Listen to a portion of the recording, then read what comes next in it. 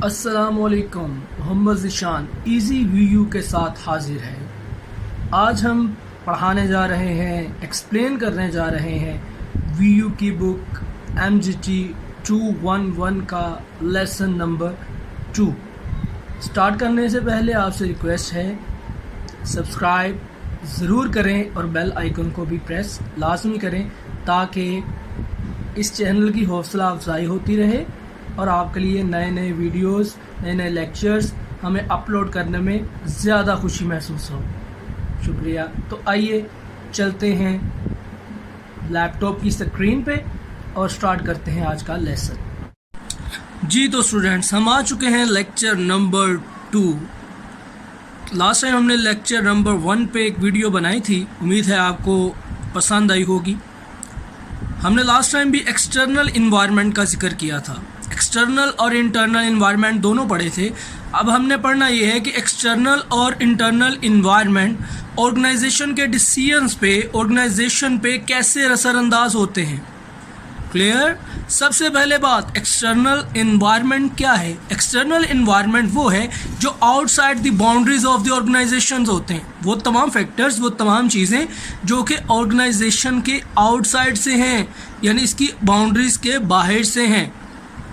सबसे पहले लिखा ये हुआ, ऑर्गेनाइजेशनल की बाउंड्रीज से बाहर होते हैं ये।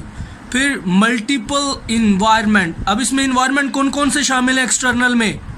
आपकी इकोनॉमिक कंडीशंस, लास्ट टाइम भी पढ़ा हमने, technology, political, legal consideration, social issue, global environment, ethical responsibility, social responsibility. ये सारी चीज़ें आपने याद रखनी है कि मल्टीपल इन्वायरमेंट्स एक्सटर्नल कौन कौन से हैं। ठीक है? वो क्वेश्चन कैसे देता है, साथ साथ आपको आपके क्विज भी बताता चलूँ। वो क्वेश्चन ऐसे देता है कि वो कुछ इन्वायरमेंट्स के नाम लिखता है, कहता है बताओ इनमें से एक्सटर्नल कौन सा है, या वो कहता है कि ये तमाम एक्सटर्नल हैं सिवाय एक के। तो अगर आपको पता होगा एक्सटर्नल कौन से हैं तो आप इंटरनल भी बता पाओगे। क्लियर? ओके, नेक्स्ट मूव करते हैं। इकोनॉमिक इन्वायरमेंट सबसे पहले हमने देखा। इकोनॉमिक इन्वायरमेंट पे हमने कल भी बात की थी, किसी भी मुल्क का जो इकोनॉमिक सिस्टम होता है और जिसमें रह के ऑर्गेनाइजेशन काम करती है, ये ऑर्गेनाइजेशन पे कैसे असरअंदाज होती है। सबसे पहले तो है जी इकोनॉमिक ग्रोथ। इकोनॉमिक ग्रोथ में जो पहला पॉइंट है वो है बिजनेस साइकिल। जो भी किसी बिजनेस में शॉर्ट टर्म के अप्स एंड डाउन्स आते हैं उसे उसका बिजनेस साइकिल कहते हैं। शॉर्ट टर्म के अप्स एंड डाउन्स को बिजनेस साइकिल कहते हैं। ओके, आगे है एग्रीगेट आउटपुट। एग्रीगेट कहते हैं मजमूए को, किसी चीज़ को जमा करना, टोटल आउटपुट। आपको पता है किसी भी चीज़, जो भी आउटपुट मतलब जो कि रिजल्ट्स होते हैं, यानी फाइनल गुड्स एंड सर्विसेज, उनको आउटपुट कहते हैं। उनको जो एग्रीगेट कर लिया जाता है तो उसको कहते हैं एग्रीगेट, यानी इनका टोटल गुड्स एंड सर्विसेज की क्वांटिटी का टोटल एग्रीगेट आउटपुट है।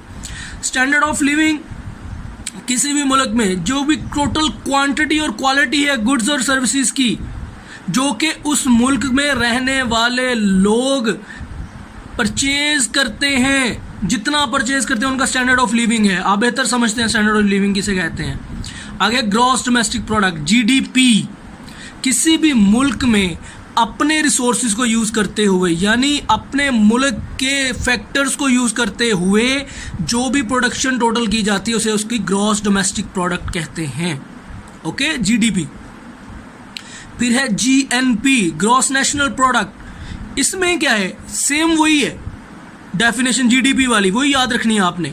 लेकिन इसमें क्या है, उस फ़र्क क्या है दोनों में, उसमें सिर्फ डोमेस्टिक प्रोडक्ट्स, मटेरियल यूज़ करके चीज़ें बनाई जाती हैं। ग्रॉस नेशनल प्रोडक्ट में टोटल तमाम गुड्स एंड सर्विसेज का ही किया जाता है जितनी भी प्रोड्यूस की गई, लेकिन इसमें ये लिहाज नहीं रखा जाता कि इसमें डोमेस्टिक फैक्टर लगे हैं या बाहर के फैक्टर लगे हैं। ओके, ये फ़र्क है इनमें।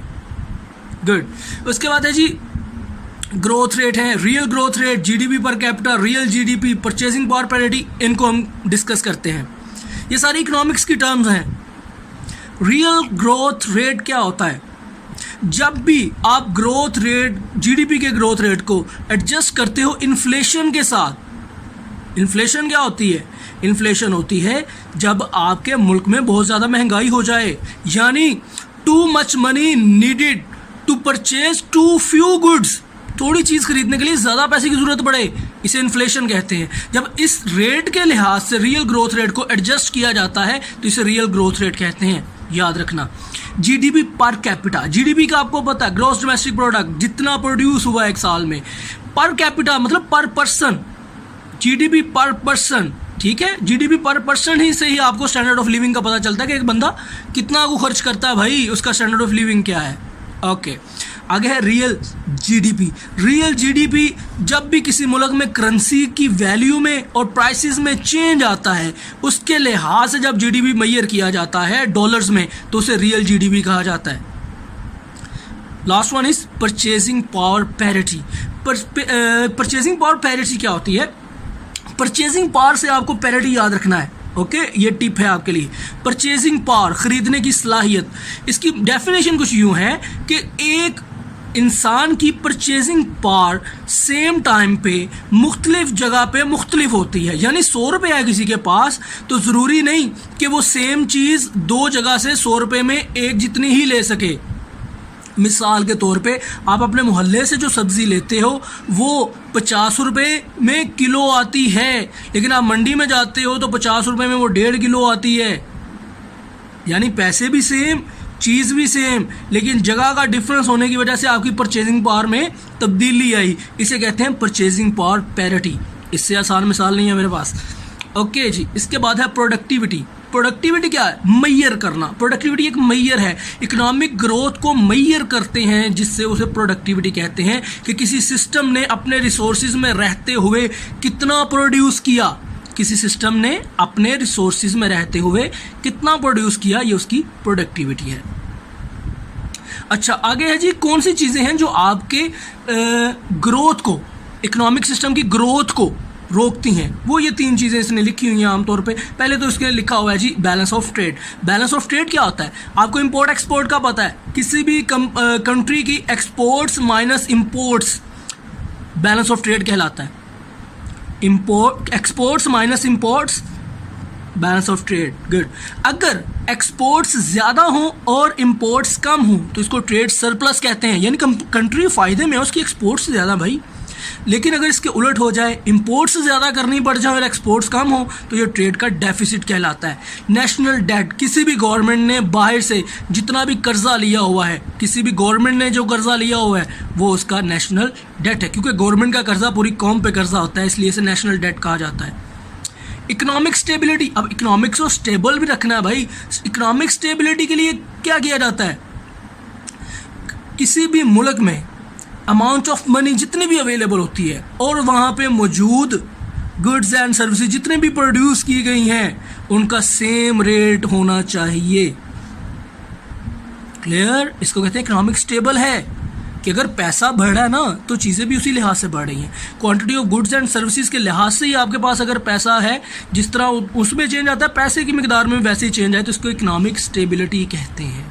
इन्फ्लेशन मैं आपको बता चुका हूँ। आगे है CPI, कंज्यूमर CPI। CPI असल में एक मैयर है, ये एक फार्मूला है। कंज्यूमर प्राइस इंडेक्स इसको कहते हैं, ठीक है जी। इसको कंज्यूमर प्राइस इंडेक्स कहते हैं, CPI।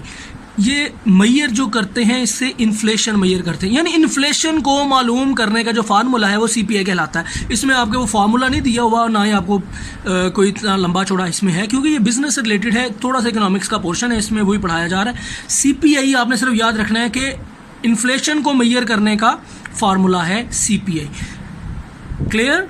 नेक्स्ट है जी अनएम्प्लॉयमेंट। अनएम्प्लॉयमेंट क्या होती है? आप सबको पता है, जॉबलेसनेस। किसी भी मुल्क में जितने लोग काम ढूंढ रहे हैं, देखो जॉबलेसनेस ये नहीं है कि बंदा घर पे बैठा जॉबलेसनेस, ये अनएम्प्लॉयमेंट नहीं है। अनएम्प्लॉयमेंट वो है कि बंदा काम ढूंढने जाता है और उसको काम नहीं मिलता, फिर वो अनएम्प्लॉय है। घर बैठा बंदा अनएम्प्लॉय नहीं है। क्लियर? रिसेशन एंड डिप्रेशन, ये भी इकोनॉमिक्स की 2 हालतें हैं। रिसेशन तब होते हैं जब भी किसी मुल्क की एग्रीगेट आउटपुट यानी टोटल आउटपुट जो है, टोटल प्रोडक्शन जो है वो डिक्लाइन करती है। इसे रिसेशन का पीरियड कहते हैं, वो अरसा जिसमें किसी भी मुल्क की टोटल आउटपुट डिक्लाइन करती है। लेकिन ये टोटल आउटपुट अगर लंबे अरसे के लिए डिक्लाइन करती रहे तो उसको डिप्रेशन कह देते हैं। ठीक है, अगर थोड़े अरसे के लिए करें, जब करें उसे रिसेशन कहते हैं। अगर रिसेशन लंबा हो जाए तो डिप्रेशन बन जाता है। क्लियर? Managing the economy. अच्छा, अब इकोनॉमी को मैनेज करने के लिए कुछ पॉलिसीज़ बनाई जाती हैं। यहाँ पे 4 किस्म की लिखी हुई हैं। 3 पॉलिसीज़ हैं असल में, physical policy, monetary policy, stabilization policy. Okay, physical policy government की पॉलिसी होती है कि गवर्नमेंट ने कहाँ से पैसा इकट्ठा करना है और उसको कहाँ पे लगाना है। क्लियर? गवर्नमेंट जो पॉलिसी बनाती है कि हमने कहाँ कहाँ से टैक्स इकट्ठा करना है और इस पैसे को कहाँ कहाँ यूज़ करना है, उसकी फिजिकल पॉलिसी है। मॉनेटरी पॉलिसी भी गवर्नमेंट ही बनाती है, ठीक है। ये इसलिए बनाती है कि हमने एक मुल्क अब इतने अरसे में मुल्क में पैसे की सप्लाई कितनी रखनी है, monetary policy. Clear? Monetary policy आमतौर पर स्टेट बैंक भी बनाता है कि मुल्क में कितना पैसा नया इशू किया जाए। ये जो नए नोट आप देखते हो ना, नए पैसे बनाए जाते हैं मशीन से, उसके पीछे लंबा सारा प्रोसेस होता है, खैर उसमें हम नहीं जाएंगे, तो इसको मॉनेटरी पॉलिसी कहते हैं। ओके, स्टेबलाइजेशन स्टेबल से निकला है जी, ठीक है। ये पॉलिसी गवर्नमेंट बनाती है कि मुल्क में जो फ्लक्चुएशन है ना, उतार चढ़ाव है हमारी आउटपुट का और अनएम्प्लॉयमेंट का, इसको कम किया जाए और प्राइसेस को स्टेबल किया जाए। इस पॉलिसी को स्टेबलाइजेशन पॉलिसी कहते हैं। यानी ऐसी पॉलिसी बनाई जाए कि जिससे आपकी आउटपुट और अनएम्प्लॉयमेंट, ये 2 लफ्ज़ याद रखने हैं इस पॉलिसी के लिए, आउटपुट अनएम्प्लॉयमेंट को रोका जाए, यानी इनको स्टेबल किया जाए और साथ साथ प्राइसेस को स्टेबल किया जाए। इसको स्टेबलाइजेशन पॉलिसी कहते हैं। 3 मेजर फोर्सेस इंपॉर्टेंट नहीं है, देख लेना, पढ़ लेना एक नज़र, इंपॉर्टेंट नहीं है, ठीक है जी। Project trends and patterns.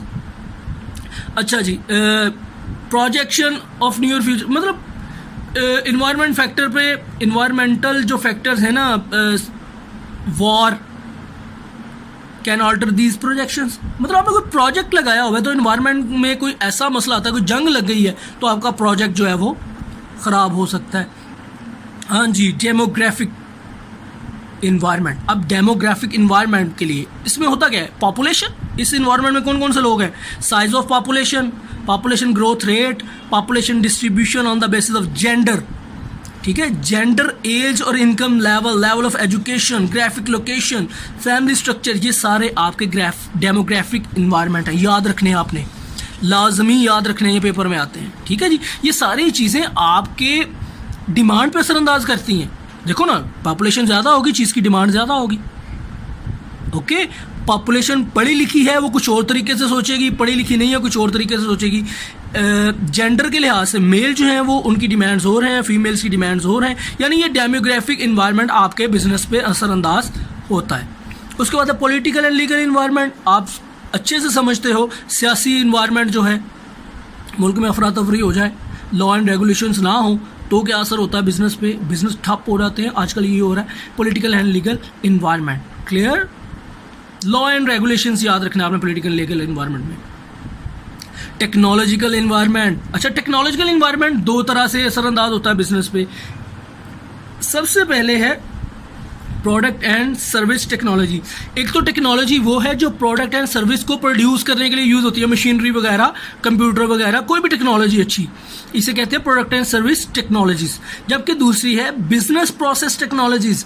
Business process technologies जो आपके बिजनेस के मैनेजमेंट को, बिजनेस के सिस्टम को बेहतर बनाने की टेक्नोलॉजी यूज़ होती है, वो बिजनेस प्रोसेस टेक्नोलॉजी। यानी प्रोडक्ट एंड सर्विसेज के लिए product and service technology, business के इंटरनल ऑपरेशंस को बेहतर बनाने के लिए जो टेक्नोलॉजी यूज़ की जाती है बिजनेस प्रोसेस टेक्नोलॉजी है।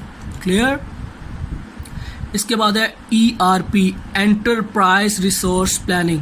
बहुत लंबे लंबे चैप्टर होते हैं ERP पे, लेकिन यहाँ पे इसकी थोड़ी सी वो लिखी है कि ये एक लार्ज स्केल इंफॉर्मेशन सिस्टम है किसी भी ऑर्गेनाइजेशन का, जिसके ज़रिए वो अपने तमाम प्रोसेस को कंट्रोल करती है। क्लियर? तमाम डिपार्टमेंट्स को, जब वो अपने तमाम प्रोसेस को कंट्रोल कर रही है, इट मीन्स कि उसके सारे डिपार्टमेंट उसमें आ गए। ERP, clear? इतना सा याद रखना आपने सिर्फ I2B के लिए। सोशो कल्चरल इन्वायरमेंट, इंसान का जो भी सोशल हल्का अहबाब है वो और वहाँ उसका कल्चर, ये बहुत ज़्यादा असरअंदाज करता है किसी भी बिजनेस पे, ठीक है, बिजनेस के डिसीजंस पे। अब सोशल कल्चर में क्या आ रहा है, वहाँ के एटीट्यूड्स, उस बंदे के जो है वो रिलीजन, उसका ख़ास तौर पे उसके बिलीव्स, उसकी हैबिट्स, उसके प्रेफरेंसेस, यानी जिस चीज़ को कस्टमर प्रेफर करता है उसको ही खरीदेगा ना। यानी डिमांड वगैरह किसी भी बिजनेस पे जो उसके फैसले हैं, डिसीजंस हैं, उन पे असरअंदाज होते हैं आपके social cultural environment. Natural environment आपको पता है, कुदरती इन्वायरमेंट, इसमें क्या आता है, कल भी बात हुई थी, वेदर, क्लाइमेट, अर्थक्वेक आ जाए, फ्लड आ जाए, स्टॉर्म्स आ जाए, तूफान आ जाए, कोई नेचुरल रिसोर्सेज में कमी पेशी आ जाए, उससे आपके बिजनेस पे असरअंदाज होते हैं ये सारी चीज़ें। ठीक है, तो ये था आज का सेकंड लेसन। उम्मीद है आपको इसकी समझ आई होगी। हाँ, इसमें से आपको सिर्फ टिप्स बता दूं कि आपने इन्वायरमेंट्स याद रखने हैं कि कौन सा इन्वायरमेंट एक्सटर्नल है, कौन सा इंटरनल है। ओके, एक्सटर्नल इन्वायरमेंट में, इकोनॉमिक्स में कौन कौन सी चीज़ें असरअंदाज होती हैं। डेमोग्राफिक है, जैसे डेमोग्राफिक्स कौन कौन से हैं वो पता होना चाहिए। सोशल कल्चर इन्वायरमेंट में कौन कौन सी चीज़ें आती हैं ये पता होना चाहिए, बिलीव्स, एटीट्यूड वगैरह, यही पेपर में आता है। इसके अलावा और कुछ नहीं इस लेक्चर में। आपने अपने कमेंट्स में मुझे रिव्यू लाजमी दिया करें ताकि मुझे पता चले कि मैं कैसा पढ़ा रहा हूँ, आपको समझ भी आ रही है कि नहीं। क्लियर? हाँ, मैं कोशिश कर रहा हूँ कि आपके लिए शॉर्ट लेसन बने और आप इजी से अपनी बुक को प्रिपेयर कर सकें। आपकी सपोर्ट की ज़रूरत रहेगी। अगर आपने अभी तक सब्सक्राइब नहीं किया तो सब्सक्राइब लाजमी करें और इस चैनल को शेयर भी करें और लाइक भी लाजमी करें। इसी से पता चलता है कि आपको समझ आ रही है कि नहीं। आपसे मुलाकात होगी अगले लेक्चर में। अल्लाह हाफिज़।